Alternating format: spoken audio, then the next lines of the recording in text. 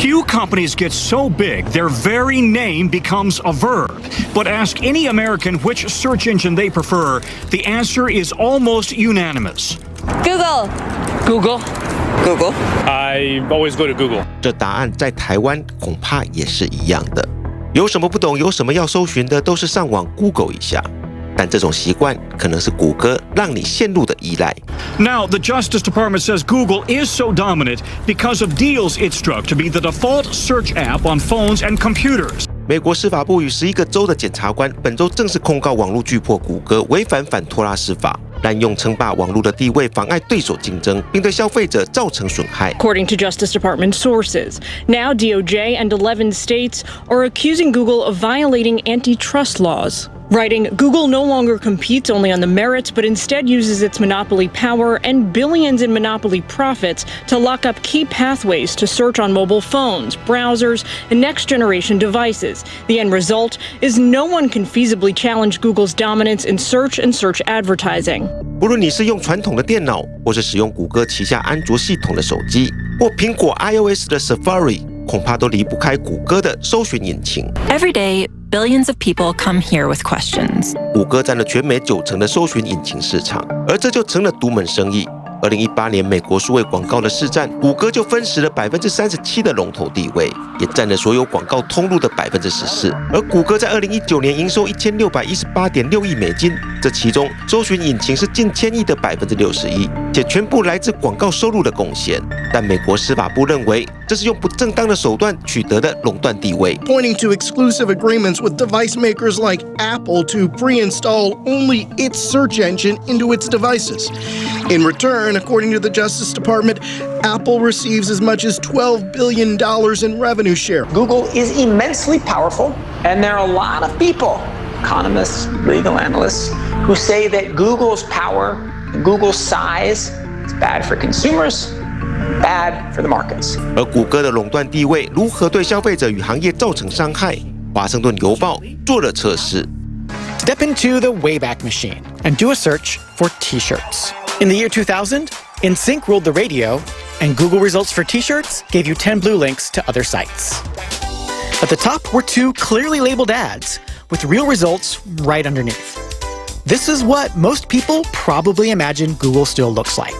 Fast forward to 2013, Googling has become its own verb, but its search results look different. Now there are 3 ads on top and a bunch along the side. They're bigger but still clearly marked. To get to the first actual search result, you need to scroll. Looking, here you go. 到现在，人们对谷歌以前的样子早已模糊。同样输入 T-shirt， 最先出来的就是广告，且不像以前会以不同的颜色标示。To get to the outside links, you need to scroll, and there you go. They are literally buried. 华盛顿邮报指出，现在的谷歌搜寻演算法往往真实的结果被付费广告淹没，这也让没有实力投注广告经费的小企业更难以生存。Google is working much harder to make sure we stay on Google or that it gets paid for some ad that we might click on. Filed an antitrust civil lawsuit against Google for unlawfully maintaining a monopoly in general search services and search advertising in violation of Section 2 of the Sherman Act. It has maintained its monopoly power through exclusionary practices that are harmful to competition. So the Justice Department has determined that an antitrust response is necessary to benefit consumers. 而这并非美国司法部首次对科技巨头开刀。1991年就对微软是否滥用权力，形成在 PC 作业系统市场上90%的垄断地位。1998年更对微软视窗软体捆绑浏览器 IE， 对其他浏览器软体造成不公平的竞争，发起反托拉斯的指控。The Netscape Navigator, software which makes it easy for people to connect the global computer network called the Internet. 网景领航员是90年代初最广泛的网络浏览器，但得花上$49安装到电脑上。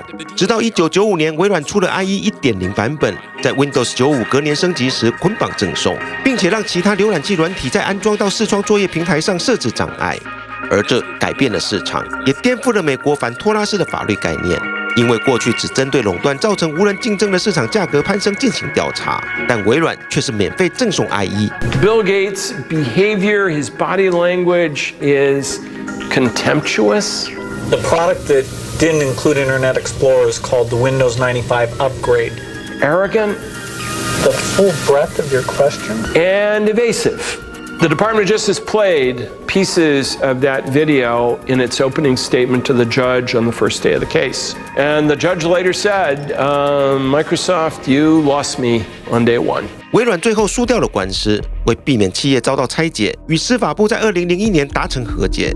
虽然没有禁止视窗捆绑其他软体销售，但微软开放程式界面与第三方共享 API， 这也让日后的应用程式开发如雨后春笋。仅在浏览器市场就有翻天覆地的变化。微软 IE 不再有优势，反而是谷歌在2008年推出的 Chrome 在市占称霸。If you suppress your competitors' innovation and you're the only game in town and you keep suppressing innovation, surely that's a harm to competition. In fact, it's one of the biggest harms to competition. And it's been known in the economic field for all these years that suppressing innovation is even worse than raising price because you're preventing the progressive movement of the markets. 纽约大学法学院教授艾利诺·福克斯说，微软的案子让过去只针对市场价格的反托拉斯法，在进入科技创新的时代有了全新的认识。但艾利诺·福克斯也认为，当时没有就微软与英特尔的违法协议，让 CPU 有利于视窗作业系统捆绑 IE， 以反托拉斯的谢尔曼法第1条追究，这明显是对微软的轻判。It's odd that it doesn't bring it also under Section 1 of the Sherman Act for illegal contracts. Because they could easily have just alleged that too. The Sherman Act is very, very broad in its terms. As you know, it prohibits illegal anti-competitive contracts, and it prohibits monopolization, and leave it to the courts to decide what that is. 而对照当前谷歌与手机制造商的协议，同样存在违反谢尔曼法第1条。反对托拉斯刑事或其他刑事的联合，相较于难以认定的消费者权益受损，这才是本案的关键。But don't expect the tech giant to go down without a fight.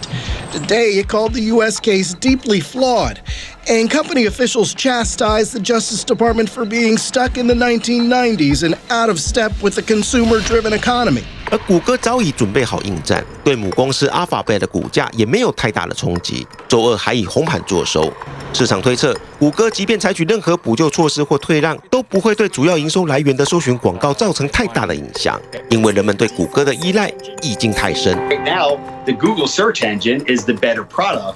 At least from my opinion, it is. And it's just that, again, another political. I feel like this is more political driven, and we've seen that a couple weeks ago when politicians started to come out and say, "Hey, we have to break up these big tech companies." And I think a lot of that is driven by the fact that a lot of these tech companies have benefited so much during the pandemic. Big companies making money doesn't sound good to people when these congressmen and senators go back to their hometowns. 而就在美国大选前夕，司法部大动作的对谷歌行送，也被外界质疑充满政治姿态。路透社就指出，这是满足川普曾经承诺追究那些打压保守派声音的企业。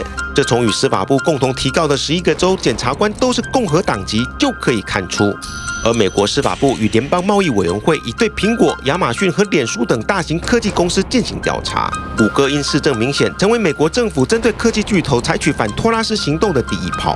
但这诉讼可能得花上好几年的时间，是否能像20多年前微软一案产生的划时代变革，仍有待观察。